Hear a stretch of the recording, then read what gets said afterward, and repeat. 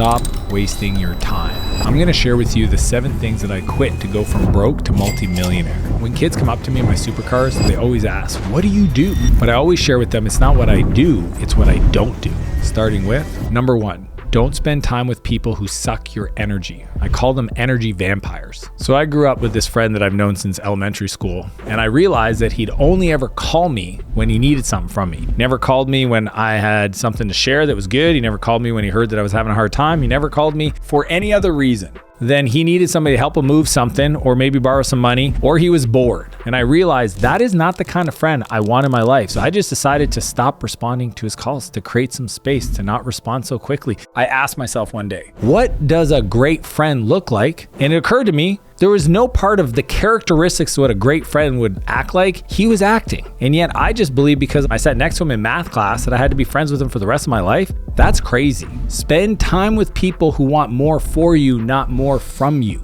There's a lot of people out there, and if they're not a good friend when you're winning and an ear when you're not doing well, you don't want those people in your life. And that's why I call it a friend inventory. You want to audit the people around you and cut them out if they're not supporting your dreams. If they make it hard for you to win, why would you want those people in your life? And the cool part is if you say no to somebody, you eventually say yes to a new friend. You create the space for somebody new to come into your life that can support you and propel you forward. The way I think about it is today's energy shapes tomorrow's reality. So I have to protect my energy. If you want your life to get better, you have to change your energy. You have to show up with more positivity and opportunity and positive expectation. That's how you change your life. And the truth is your environment is everything. Think about it. You could have the most positive attitude and wish that everything is hot. But if I put you in a commercial freezer, you're going to freeze to death. Your environment sets your internal thermostat, not your positive attitude. So make sure that you really audit the people around you. If you want to stop wasting your life, the first thing you need to do is cut out everyone sucking your energy.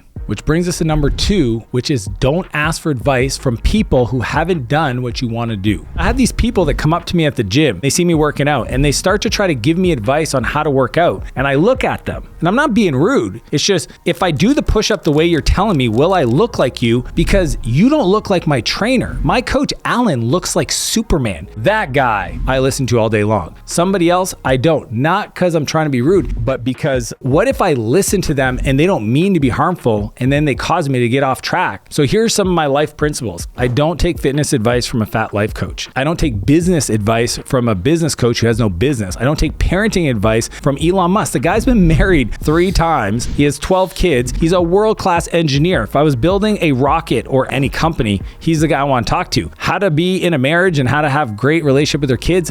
No. You got to choose. So this is where everybody makes the mistake because they don't know anybody else. So when they have big life decisions, they usually turn to their parents. The challenge with that is the strategy is flawed because if your parents haven't achieved the thing you want, then they're going to give you the advice that got them what they've got. And if it isn't where you want to end up, then you're just going to follow what they tell you to do to get to exactly where they're at. If you want to be an Olympic athlete, go get advice from somebody who's been to the Olympics, not the person that's a weekend warrior. Surround yourself with people who have what you want and don't be afraid to ask them questions. Success leaves clues if you know how to ask to figure out what the clues are. Same thing goes for your friends, your coworkers, your boss. If the person hasn't done the thing that you want to do, if you don't admire the area of the life that you want results in, don't internalize their advice. Which brings us to point 3, which is don't blame anyone or anything for your situation. When I was younger, I used to blame everyone for anything, any situation that happened in my life, it was somebody else's fault. I was late for work, somebody cut me off in traffic. Didn't get the deal, it's because somebody didn't like me on the call. Nobody else was responsible for my situation. I was the person that became me. I was the one that had the call. I was the one that was driving my car. I was the one that couldn't prepare early enough to show up on time. So what I realized is that when I blamed other people, I lost the ability to control my situation. I can't control other people. I can control me, and if everything is my fault, I have control over that. Blaming other people is another way of just giving away your power. When you take responsibility, you take control. Imagine cooking a meal and it doesn't turn out as planned. Blaming the ingredients won't help. Instead, take responsibility as a chef. You cook the meal. You can't control what happens to you, but you can control how you respond. The ability to control your emotions, your feelings, it's the number 1 predictor of success in life. If any person can easily get you on tilt, get you to react, then they control you. And you're not going to be able to manipulate the situation the way you need to get the results you want if other people can get you upset really easily. One of my favorite quotes that I heard is, we're not creatures of circumstance, we're creators of circumstance. We control the ability to shape our reality. The world isn't as it is, the world is as we are, because if our internal feelings are set right, then everything external can either feel great or feel really hard. If you want to stop wasting your life, taking ownership of everything in your life will give you power to change it. Which brings us to number 4, which is don't say yes to every opportunity that comes your way. When I started, I used to say yes to everything. I was so worried if I didn't, I would miss out on big opportunities because I didn't have a whole lot going in my life. But then what happened is I said yes to so many things that I couldn't actually get anything done. So everything I was committed to got done poorly, and then people started getting mad at me. And I realized that saying yes is easy, saying no is hard. A person that never says no, I can't trust their yes, because eventually they're going to let me down. You don't want to be that person. I have a buddy. He always says yes to me. And because he's always saying yes, I can't trust his yes because I'm assuming he's saying yes to everybody else, and eventually something's going to fall through the cracks. He can't possibly do it all. Steve Jobs always said, sometimes the most productive thing you can do is to say no. Think of your responsibilities like items in a backpack. If you keep adding more items without removing anything, it becomes too heavy to carry. You only want to say yes to things that align with your goal and your vision. Saying no to a very cool opportunity today is saying yes to your dreams and your goal. If you want to win the biggest way possible and you haven't had success yet, pick one thing and decide to do it for a decade. I call it a dedicade. Decide to go 10 years all in. Put your heads down, saying no to everything else. Be maniacal, be focused. Decide to be the tip of the spear, to become the best in the world at that thing, and trust in the process. If you want to stop wasting your life, saying no will make sure you don't spread yourself too thin. Which brings us to number 5, which is don't be a prisoner to your device. I do a youth program called King's Club, and I'm always talking to young men. And recently I was talking to one of them about their number one vice. I was like, what's your thing? What's stopping you? What's making life hard? And he looks at me, holds out his phone, he shakes it. He said, my phone. Every time I know I got to get something done, I go on my phone and I start scrolling. 2, 3, 4 hours later, I put off all the stuff I know I need to do and I don't get it done.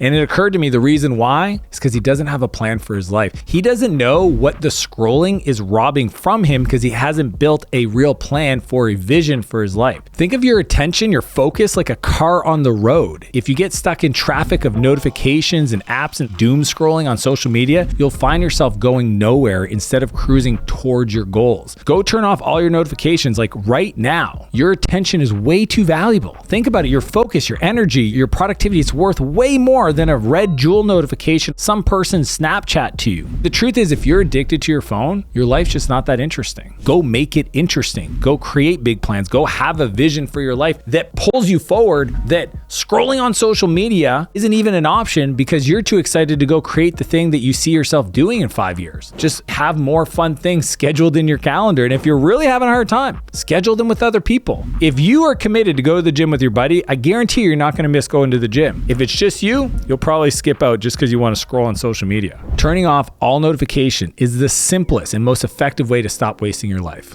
Which brings us to number 6, which is don't read books, study them.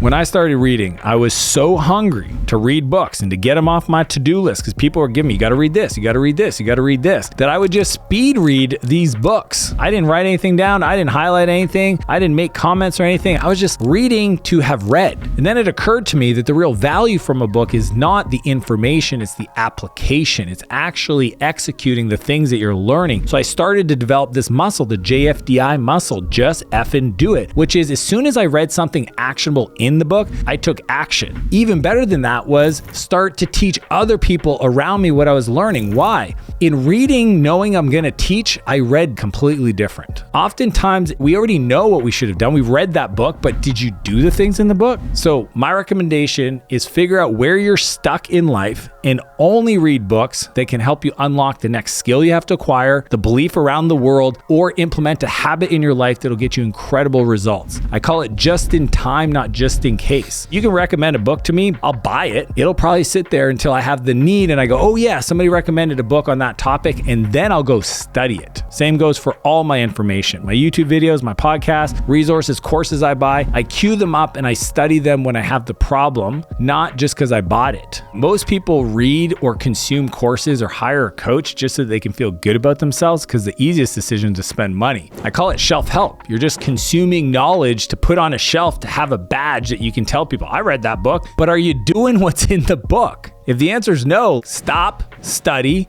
execute. So if you want to stop wasting your life, take action on the things you learn instantly. Which brings us to number 7, which is don't compare yourself to anyone but yourself. I used to compare myself to people my age, people in my city, people that were more successful than me. And honestly, all it did is made me depressed. I was worried, I was behind, I wasn't moving fast enough, I didn't think big enough, I wasn't that impressive, nobody should take the time to talk to me. And then it occurred to me one day that the only person that I'm actually competing against is me from yesterday, me from last year. Because over time, I'm not anybody else. I don't have their brain, I don't have their body, I don't have their relationships, I don't have their environment, their situation. But guess what? They don't have mine. And the only thing I can do is take who I am and ask myself honestly, am I getting better? Am I focused on the things that I can control? And if I can get 1% better every day, that compounds like mad over a year. Over a decade, change your life. And comparing yourself to somebody else will just steal your confidence. Think of your experience as a Spotify playlist. Comparing to someone else ignores the value of your own unique taste, who you are, what you love. Focus on curating your own playlist that resonates with you. I always say to people, why would you compare your chapter 3 to somebody else's chapter 27? I've been in business for 27 years. If you're just starting off 6 months, a year, 3 years in, why would you compare yourself to me? If anything, know that I've been doing this for 27 years. And when you're at 27 years, because you're watching this or you're listening to this, I expect you to be way further along because you have access to people that I didn't have access to. And the biggest thing you can do is just be yourself. It's the most unique thing that you have. Everything that you're insecure about is what makes you